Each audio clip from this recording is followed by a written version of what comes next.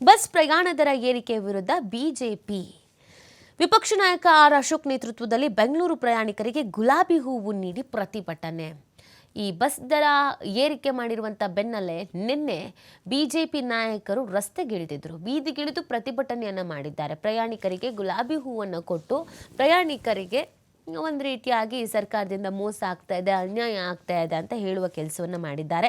ಹೊಸ ವರ್ಷದ ಆರಂಭದಲ್ಲೇ ಸರ್ಕಾರಿ ಬಸ್ ಪ್ರಯಾಣ ದರ ಹೆಚ್ಚಿಸಿರುವ ಕಾಂಗ್ರೆಸ್ ಸರ್ಕಾರದ ಕ್ರಮಕ್ಕೆ ಪ್ರತಿಪಕ್ಷ ಬಿಜೆಪಿ ಗಾಂಧಿಗಿರಿ ನಡೆಸುವ ಮೂಲಕ ತೀವ್ರ ಆಕ್ರೋಶವನ್ನು ವ್ಯಕ್ತಪಡಿಸಿದೆ.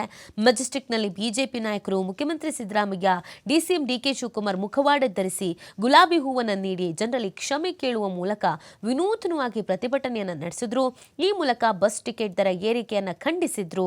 ವಿಧಾನಸಭೆ ಪ್ರತಿಪಕ್ಷ ನಾಯಕ ಆರ್ ಅಶೋಕ್ ನೇತೃತ್ವದಲ್ಲಿ ನಡೆದಂತಹ ಪ್ರತಿಭಟನೆಯಲ್ಲಿ ವಿಧಾನ ಪರಿಷತ್ ಪ್ರತಿಪಕ್ಷ ನಾಯಕ ಛಲವಾದಿ ನಾರಾಯಣಸ್ವಾಮಿ, ವಿಧಾನ ಪರಿಷತ್ ಸದಸ್ಯ ರವಿಕುಮಾರ್ ಸೇರಿ ಹಲವು ನಾಯಕರು ಭಾಗಿಯಾಗಿದ್ರು. ಇನ್ನು ಇದೇ ಸಂದರ್ಭದಲ್ಲಿ ಬಿಜೆಪಿಗರ ಈ ಹೋರಾಟಕ್ಕೆ ಕಾಂಗ್ರೆಸ್ನವರು ಕೂಡ ಟಕ್ಕರ್ ಕೊಡುವಂತ ಕೆಲಸವನ್ನ ಮಾಡಿದ್ದಾರೆ.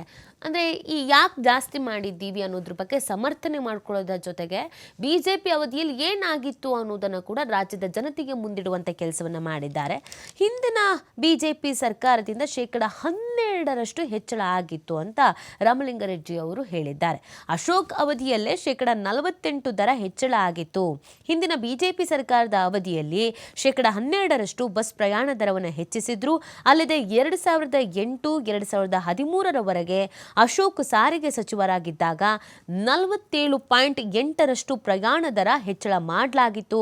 ಆಗ ಪ್ರಯಾಣ ದರ ಏರಿಕೆ ಮಾಡಿದ್ಯಾಕೆ ಅಂತ ಮರು ಪ್ರಶ್ನೆಯನ್ನ ಬಿಜೆಪಿಗರಿಗೆ ಮಾಡಿದ್ದಾರೆ. ಅದ್ರ ಬಗ್ಗೆ ಒಂದು ಸ್ಪಷ್ಟನೆಯನ್ನ ಕೊಡಿ ಅಂತ ಕೇಳಿದ್ದಾರೆ ಸಾರಿಗೆ ಸಚಿವ ರಾಮಲಿಂಗಾರೆಡ್ಡಿ ಅವರು. ಈ ಮುಖಾಂತರವಾಗಿ ಏನು ಹೋರಾಟವನ್ನು ಮಾಡ್ತಾ ಇದ್ರು ಬಿಜೆಪಿ ನಾಯಕರು, ಆ ಬಿಜೆಪಿ ನಾಯಕರಿಗೆ ರಾಮಲಿಂಗಾರೆಡ್ಡಿ ಅವರು ತಿರುಗೇಟನ್ನು ಕೊಟ್ಟಿದ್ದಾರೆ. ನಿಮ್ಮ ಅವಧಿಯಲ್ಲೂ ಆಗಿತ್ತಲ್ಲಪ್ಪ, ಅದಕ್ಕೆ ಉತ್ತರ ಕೊಡಿ ಅಂತ ಅವರು ಹೇಳಿದ್ದಾರೆ.